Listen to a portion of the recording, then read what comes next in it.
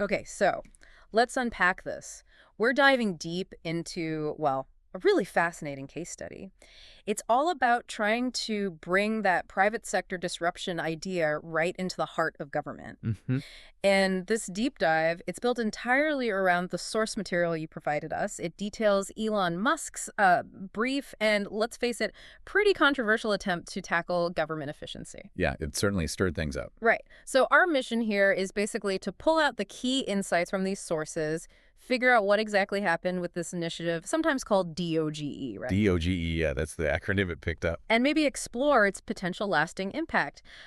Get ready, because the sources, they reveal some surprising turns, definitely conflicting accounts, and give us a stark look at just how hard genuine reform can actually be. Well, what's really striking reading through the sources is just the sheer amount of initial optimism, especially, within the business and tech circles. Right. The material mentions figures like Sean McGuire from Sequoia Capital, calling it one of the greatest things I've ever read. That's quite something. Wow, yeah. And Bill Ackman apparently even offered like a 3-step guide. There was this real sense, initially anyway, that this could actually work. And looking at the sources, it wasn't just, the usual tech optimist crowd. No. Even someone like Bernie Sanders, who's, let's say, famously critical of billionaires, gave what the source calls sort of hedged support.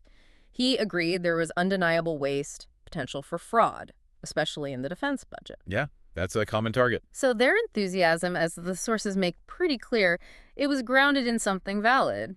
The idea that government really does need reform is, well, undeniable. Absolutely. And the sources, they really paint a vivid picture of the problems, don't they? The endless bureaucracy that just snarls everything up, buying public transit, permitting vital infrastructure. It takes forever. Exactly. And the budget deficit is this huge looming problem. And the sources do back up the idea that fraud costs billions every year.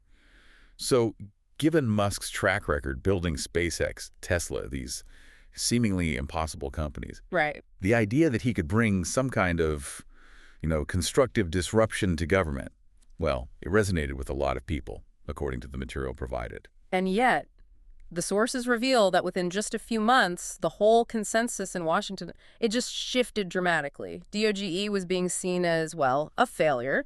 Musk was already preparing his exit. His departure was announced, May 28th?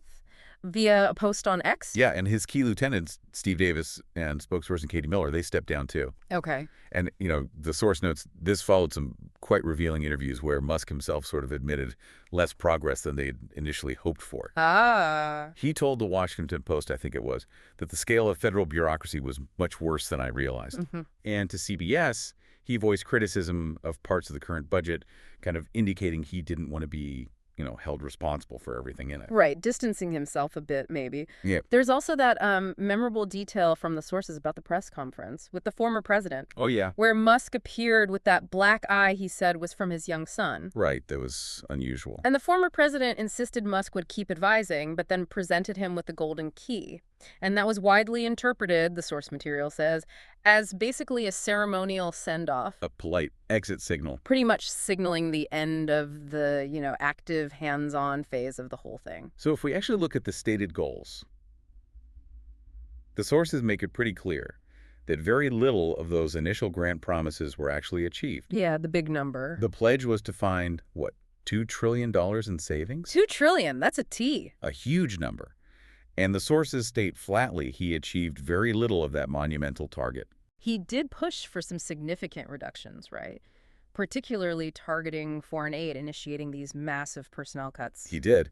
But the sources quickly point out something important.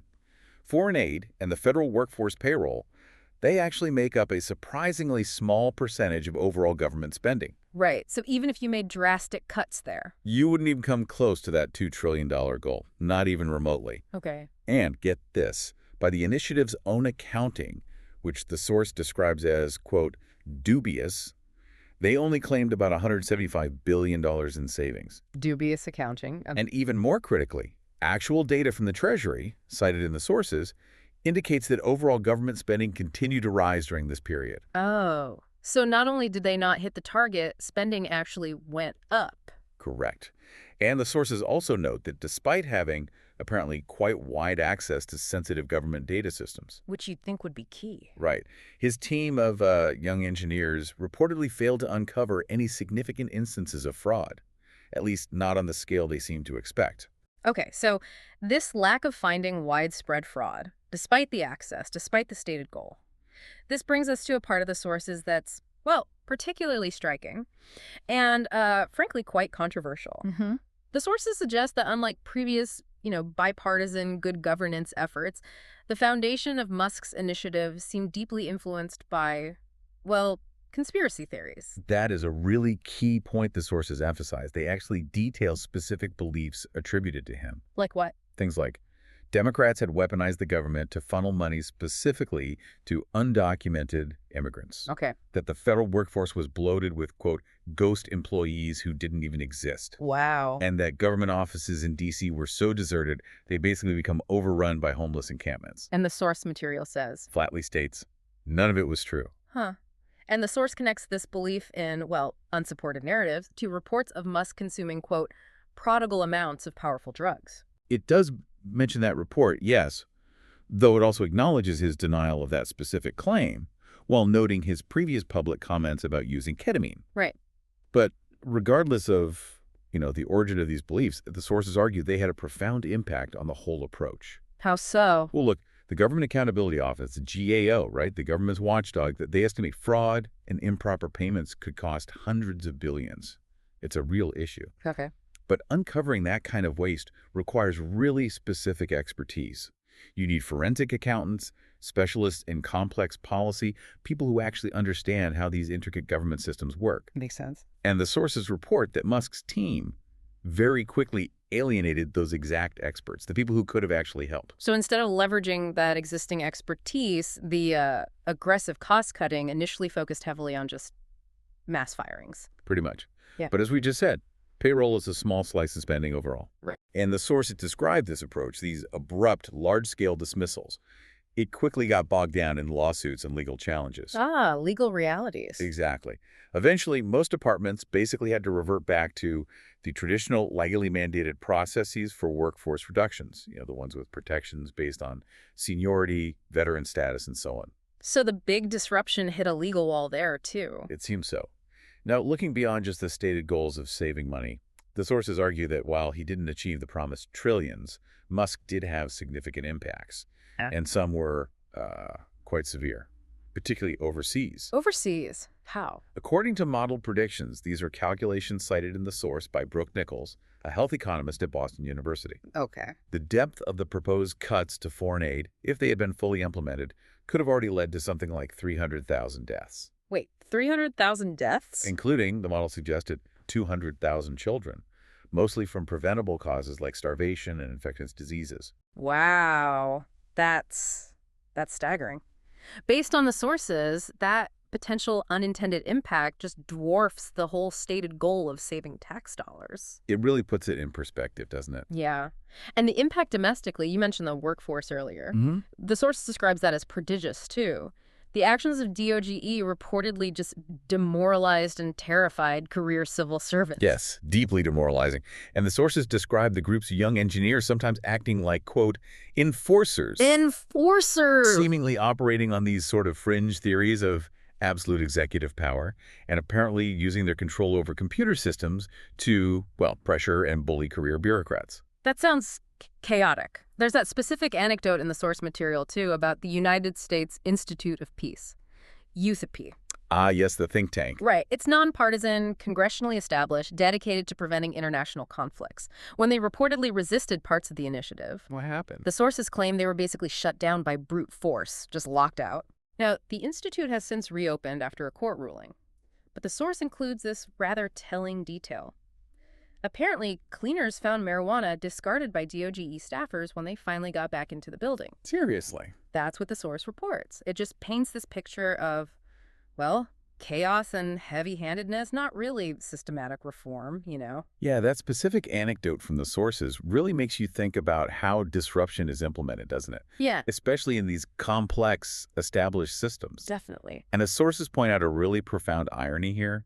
They quote Max Stier from the Partnership for Public Service. What does he say? He says, and the source agrees, the underlying proposition that our government needs to be modernized and could do better is a very right one. Exactly.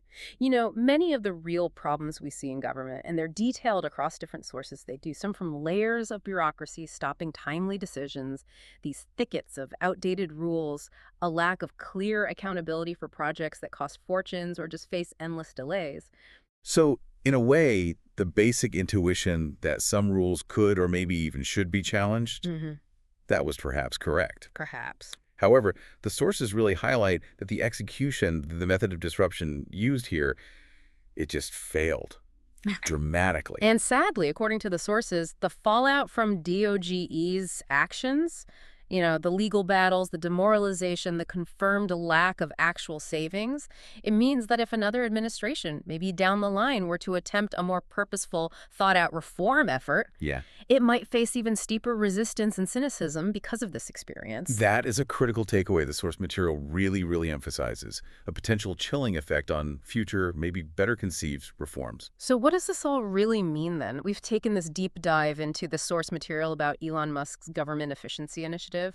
We saw how it kicked off with, honestly, considerable optimism, fueled by that undeniable need for government reform, which many people acknowledge, and of course, Musk's well-documented track record in business. Right. That initial hope was palpable in the sources. But the sources reveal a really rapid unraveling, marked not just by ambitious, but ultimately unfulfilled promises. Like the $2 trillion. Like the $2 trillion, but also by these controversial methods reportedly based on unsupported theories and leading to significant negative impacts both at home and overseas. Yeah, the modeled foreign aid consequences, the documented demoralization of the federal workforce.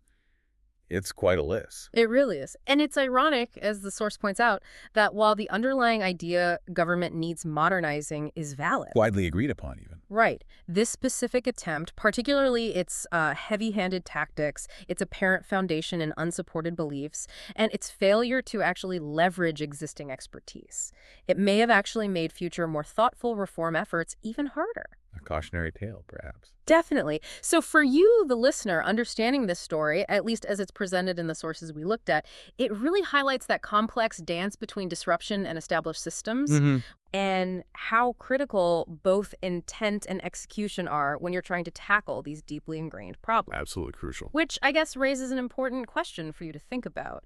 Given the clear need for reform, acknowledged even by those skeptical of DOGE, what would a successful approach to modernizing government actually look like? And can lessons drawn from this experience, as detailed in the sources, point us toward it?